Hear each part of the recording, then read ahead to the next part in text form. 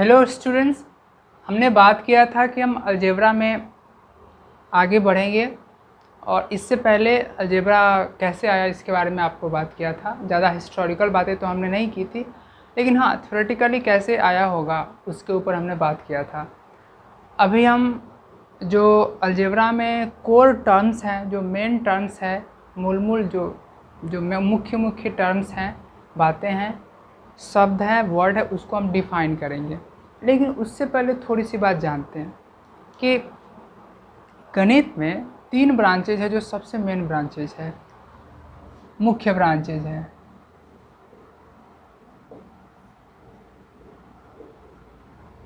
वो क्या क्या है? तो पहला है अलजेब्रा, जिसको आप बीजगणित भी कहते हैं। दूसरा है ज्योमेट्री, जिसको आप ज्यामिति भी कहते हैं, ज्यामिति। और तीसरा है ट्रिगोनोमेट्री,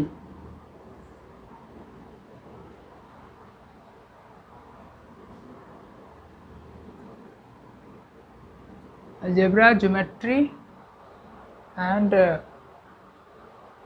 कैलकुलस है, मुख्य तौर पे कह सकते हैं कि वो तो आगे चल के पढ़ेंगे, लेकिन यहाँ पर ट्रिगोमेट्री ही बोलते हैं।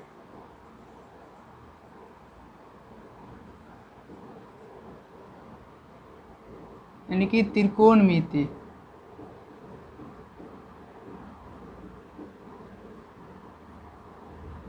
जो कि यही एडवांस फॉर्म में जाएगा तो क्या होगा, कैलकुलस का यूज होना शुरू होगा इसमें, ठीक है। लेकिन सबसे कनेक्टिविटी ज़्यादा किसकी है? तो बिना अलजेब्रा का आप ज्योमेट्री नहीं समझ सकते, या फिर ये कह सकते हैं कि अलजेब्रा अगर थ्योरेटिकल फॉर्म है तो ये प्रैक्टिकल फॉर्म है, इसी का ये ट्रांसफॉर्मेशन है। तो ये दोनों एक ही बात है, ठीक है।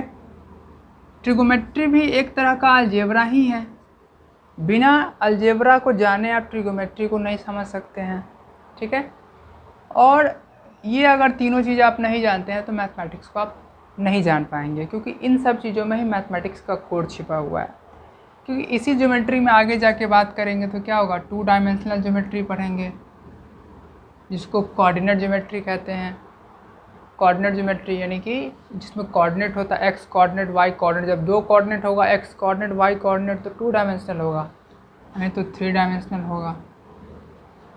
इसी ज्योमेट्री को 2 डायमेंशनल, 3 डायमेंशनल पढ़ेंगे, साथ में जब ट्रिगोमेट्री मिक्स हो जाएगा, ठीक है, तो ये तीनों मिल जाएगा तो क्या होगा, वेक्टर होगा, जिसको बिना जाने आप फिजिक्स नहीं जान सकते। हायर स्टेज में आप क्या है, ऊपर की क्लास में क्या है, भौतिकी विषय को आप अच्छे से नहीं समझ पाएंगे। ये वेक्टर गणित का चैप्टर है, लेकिन ये इस्तेमाल होता है फिजिक्स में ज़्यादातर। तो बिना वेक्टर को समझे आप फिजिक्स को नहीं समझेंगे, यानी कि भौतिकी को आप नहीं समझ पाएंगे।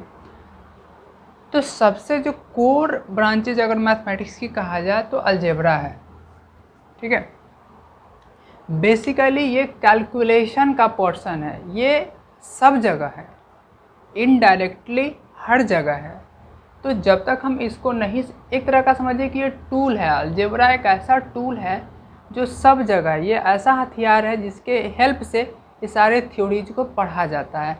अगर इसकी अंडरस्टैंडिंग नहीं है तो जितने भी क्वेश्चंस आगे आते जाएंगे, जितने भी मैथमेटिकल ब्रांचेज आएंगे तो उसमें जितने भी कैलकुलेशंस होंगे उसको समझना मुश्किल हो जाएगा, क्योंकि वो जितने भी कैलकुलेशन है सब क्या है, अलजेब्रा के फॉर्म में ही रहेगा। तो सबसे इम्पॉर्टेंट क्या है गणित में, अलजेब्रा को समझना। वैसे अगर आप सुनते होंगे, अगर आप 9th या 10th के बच्चे हैं तो आपको ट्रिगोमेट्री थोड़ा सा हार्ड लगता होगा। तो उसके पीछे रीज़न ट्रिगोमेट्री तो बिल्कुल नहीं है, उसका आधा पोर्शन क्या है, ज्योमेट्री बीजगणित में, अलजेब्रा में है, क्योंकि उन्हीं सारी थ्योरीज को यहाँ इस्तेमाल किया जाता है, ठीक है। अलजेब्रा में जो आइडेंटिटी है a+b का होल स्क्वायर है, a-b का होल स्क्वायर है, उसी तरह का अगर समझ लीजिए कि a+b की होल स्क्वायर का जो फॉर्मूला होता है कि a square plus b square plus 2ab। ठीक है, अब इसको समझते हैं कि अगर ए प्लस बी की होल स्क्वायर है, अगर इसके जगह पे कुत्ता प्लस गधा का होल स्क्वायर हो जाए तो कुत्ता स्क्वायर प्लस गधा स्क्वायर प्लस 2 गुने कुत्ता गुना गधा। तो आप इन चीज़ को समझ सकते हैं कि ये बेसिकली क्या हुआ, ए की जगह पे बी की जगह पे, ए की जगह पे कुत्ता, बी की जगह पे गधा हमने रख दिया। इसके जगह पे हम कोई भी क्वांटिटी रखेंगे तो भी क्या होगा, वह ए प्लस बी के होल स्क्वायर के ही जो एक्सपेंडेड फॉर्म है a square plus b square plus 2ab इस फॉर्मेट में हो जाएगा। ठीक है, आप ए और बी की जगह कुछ भी रख दीजिए।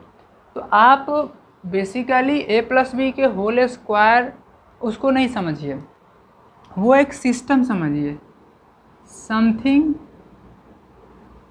प्लस समथिंग का स्क्वायर है। संयोग से यहाँ पर a है, यहाँ पे b है, तो क्या होता है something square plus something square plus 2 गुना समथिंग गुना समथिंग। तो ये यहाँ पे a है, b है, a है, b है। अब इसके जगह पे कुछ भी पुट करेंगे तो क्या होगा, आप आगे का एक्सप्रेशन लिख सकते हैं। तो बेसिकली ये क्या एक सिस्टम है जिसमें a और b है, एक इसके जगह पे अगर आप पी क्यू पुट करेंगे तो वही बातें होंगी।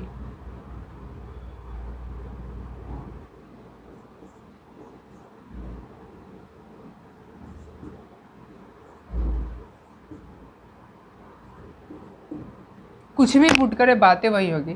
तो आप इसको यह सिस्टम समझिए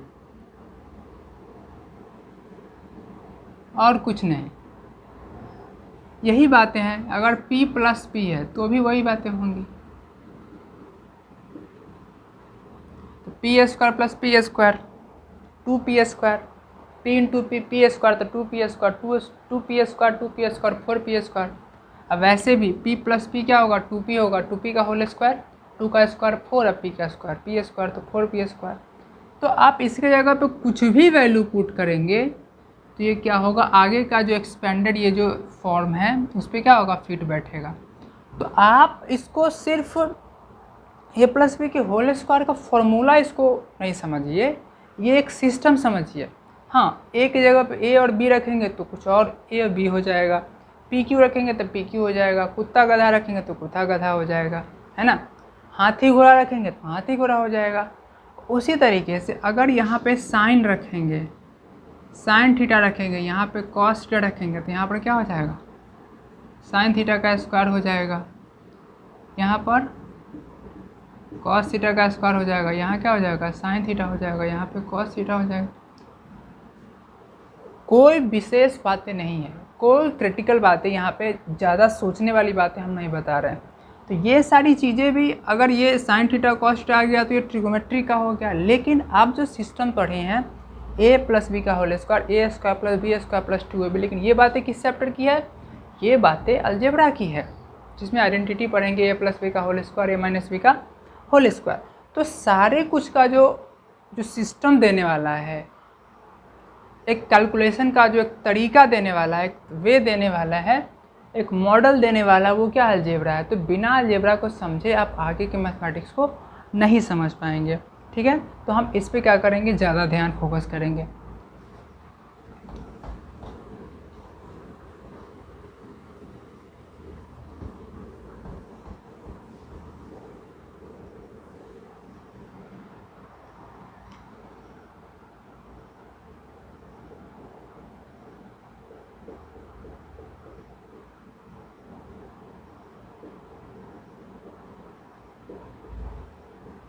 अब इसको समझते हैं, इसमें कुछ वर्ड है, उस वर्ड का मीनिंग समझ लेते हैं। एक वर्ड है चर, जिसको वेरिएबल कहा जाता है। दूसरा वर्ड है कांस्टेंट,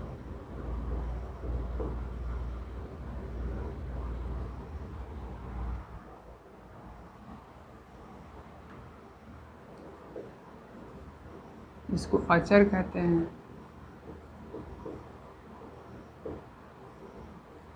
ठीक है, ये मुख्य रूप से दो वर्ड इम्पोर्टेंट है। ठीक है, चर क्या है और अचर क्या है। ये दोनों क्या है, सिंबल हैं। ये दोनों क्या है, सिंबल है। यानी कि हमने इसका वैल्यू दिया है कि क्या होगा और क्या नहीं होगा। जैसे आप कभी कभी देखते होंगे कि कोई भी काम करने जाते हैं, कोई फंक्शन है, कुछ भी है, तो कुछ व्यक्ति को हम ऐसे रखते हैं जिसको हम डिसाइड कर देते हैं कि आपको यही काम करना है, इसके अलावा कोई काम नहीं करना है आपको।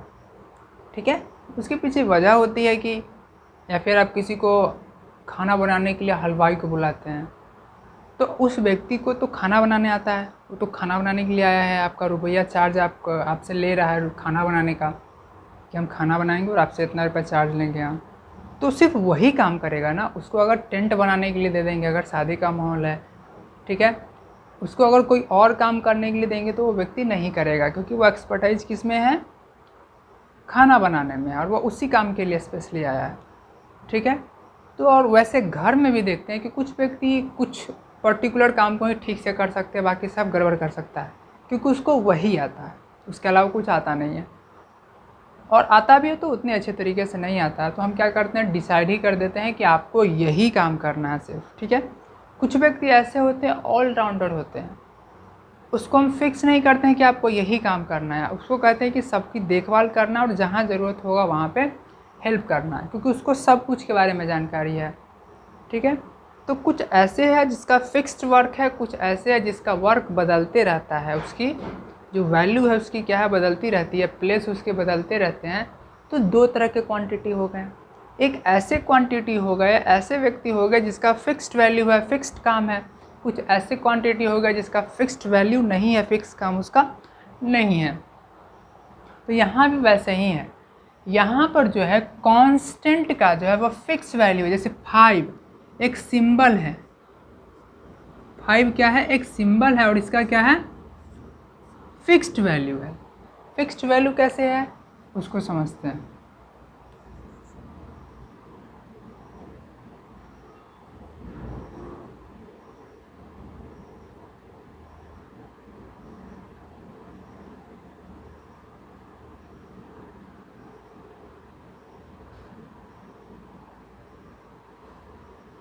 ये हमने सेव बनाया है, कुछ सेव यहाँ पे है, इस बॉक्स में कुछ सेव है।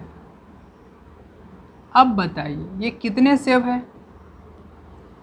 जितना भी सेव है उसको रिप्रेजेंट करने के लिए हम किस सिंबल का इस्तेमाल करते हैं, डेफिनेटली दिस सिंबल का इस्तेमाल करते हैं, इस सिंबल का इस्तेमाल करते हैं।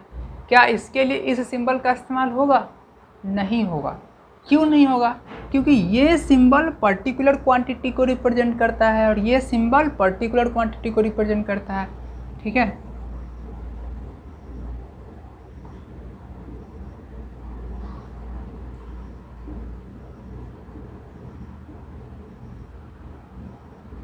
ये 5 आदमी हैं, इसीलिए आप छोटे क्लास में जब पढ़ते होंगे तो आपको ये बड़े अच्छे तरीके से सिखाया जाता है। एक तरफ नंबर लिखा रहता है 1 2 3 4 5, और दूसरी तरफ कुछ क्वांटिटीज, कुछ चित्र बनाए हुए रहते, कहते हैं कि आप इसको क्या कीजिए, मिलान कीजिए।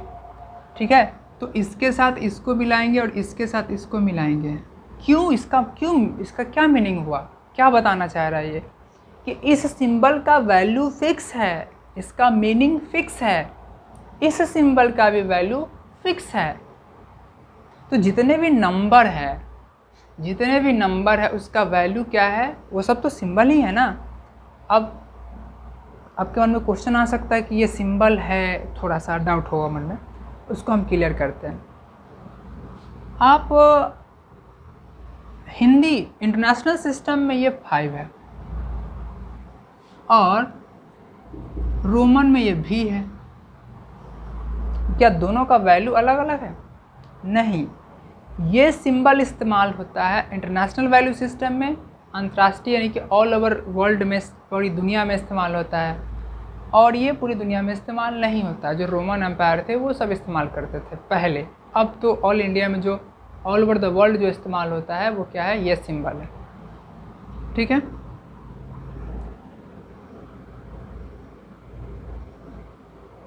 तो ये 2 सिंबल इस्तेमाल होता है। उसी तरीके से अगर जाने कि 8 के बारे में बात करें तो इंटरनेशनल सिस्टम में 8 कैसे होगा, ऐसे होगा, all over the India, all over the world में इस्तेमाल होता है। रोमन में क्या होगा, ये सिंबल होगा। और हिंदी में जो हम लोग के यहाँ पहले इस्तेमाल होता था वो कैसे इस्तेमाल होता था, ऐसा था। तो ये तीनों ही सिंबल का वैल्यू क्या है, फिक्स है। अब आपको सिंबल वर्ड का मीनिंग समझ में आ गया होगा। ये सब क्या है, सिंबल है जो international value system all over the world इस्तेमाल होता है। ये सिंबल पहले रोमन एम्पायर जो अंग्रेज़ थे वो इस्तेमाल करते थे। जो रोमन लिपि जो अंग्रेजी जिस लैंग्वेज में लिखी जाती है उस लिपि में ये क्या है, 5 है, 8 है। ये क्या है, उसी तरीके से ये क्या होगा, हिंदी में भी इस तरह से लिखा जाता है 5, कुछ वाई की तरह रहता है, ठीक है। तो ये हिंदी का है, ठीक है। आप थोड़ा सा देखेंगे तो कुछ इस तरह से रहता है 5, ठीक है।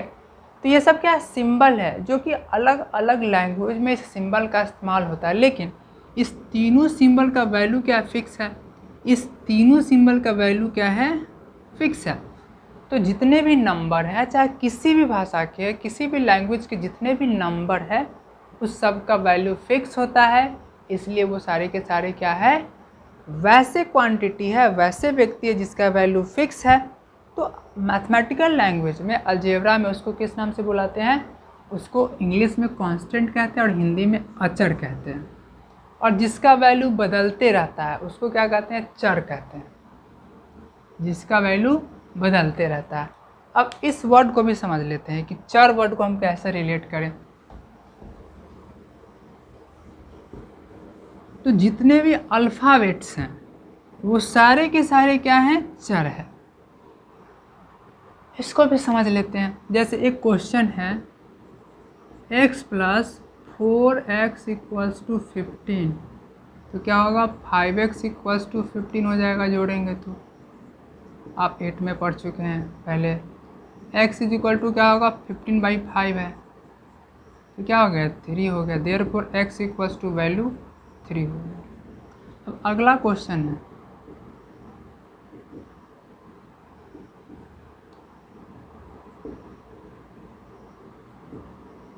तो ये क्या होगा, 2x = 17 + 3 और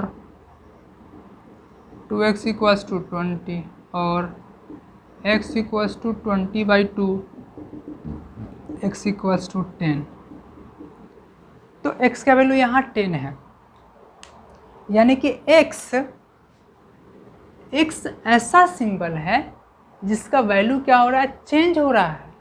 इस क्वेश्चन में x का वैल्यू 3 है, इस क्वेश्चन में x का वैल्यू 10 है, यानी कि क्या वैल्यू क्या है, इसका चेंज हो रहा है, बदल रहा है। जितने भी नंबर है उसके वैल्यू क्या है, फिक्स्ड है, कांस्टेंट है, इसलिए कांस्टेंट कहते हैं उसको, अचर कहते हैं। इसका वैल्यू क्या है, बदल रहा है, ठीक है। तो जो ABCD जितने भी अल्फ़ाबेट्स है, ABCXYZ, ABC से लेकर के XYZ तक जितने भी सिंबल है सबके सब क्या है, चर है। इसको किस में काउंट करते हैं, इसको चर कहा जाता है। जितने भी नंबर है वो सब क्या है, कांस्टेंट है, ठीक है।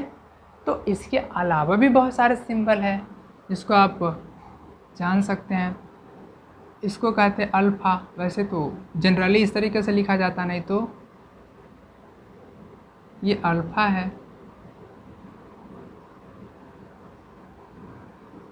अल्फ़ा।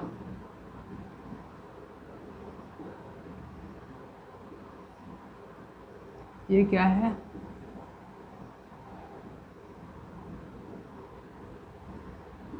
इसको कहते हैं बीटा। सॉरी, बीटा इस तरीके से होगा, बीटा। इसको बोलते हैं गामा,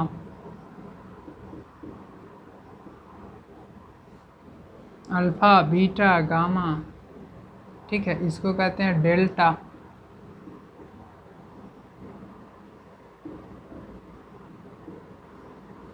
ठीक है। अल्फ़ा, बीटा, गामा, डेल्टा,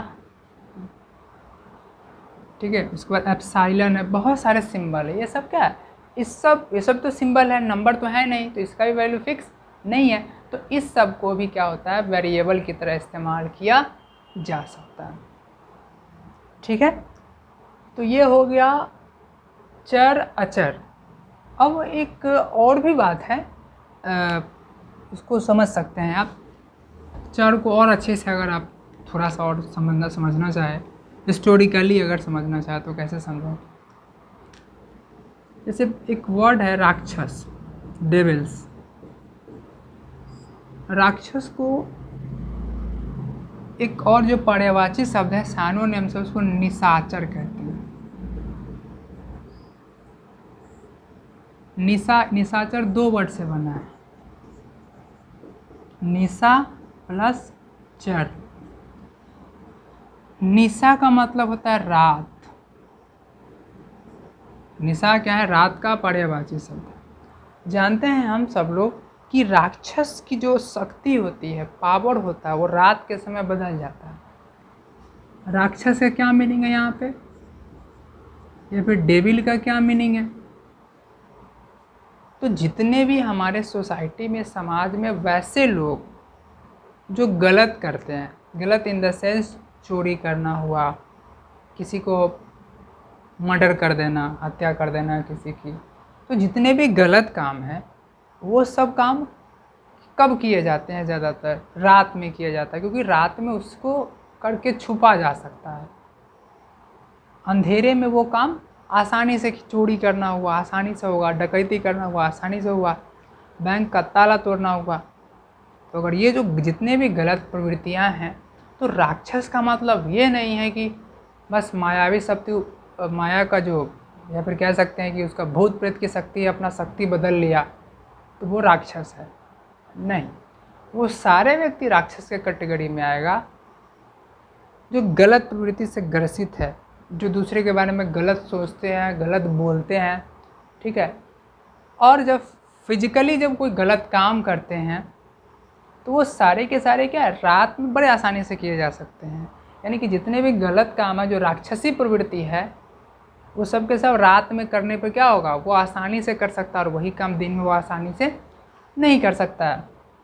यानी कि रात के समय जो निशाचर होता है उसकी शक्ति बदल जाती है। राक्षस की शक्ति यानी कि निशाचर की शक्ति रात में क्या होती है, बदल जाती है।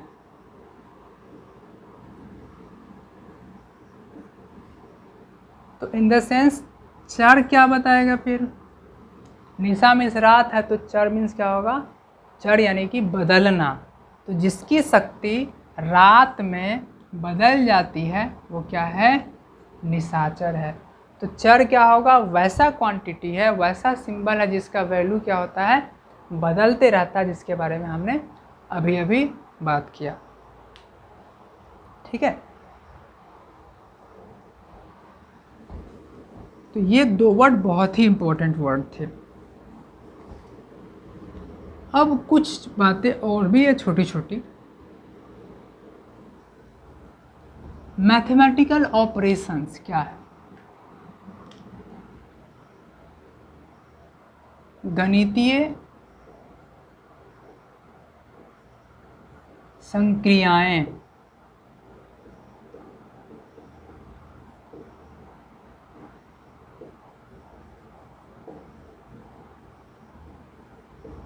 मैथमेटिकल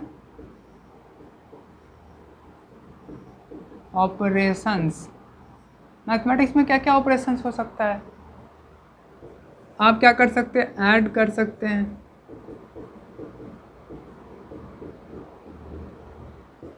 सब्ट्रैक्ट कर सकते हैं, राइट, मल्टीप्लाई कर सकते हैं,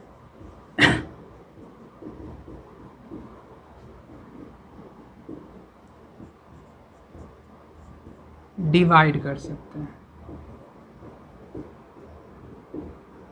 ये सभी क्या है, मैथमेटिकल ऑपरेशंस हैं। ठीक है, अब आगे बात करते हैं टर्म की।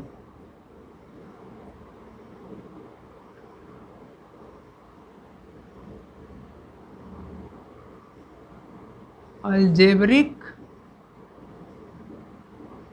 टर्म यानी कि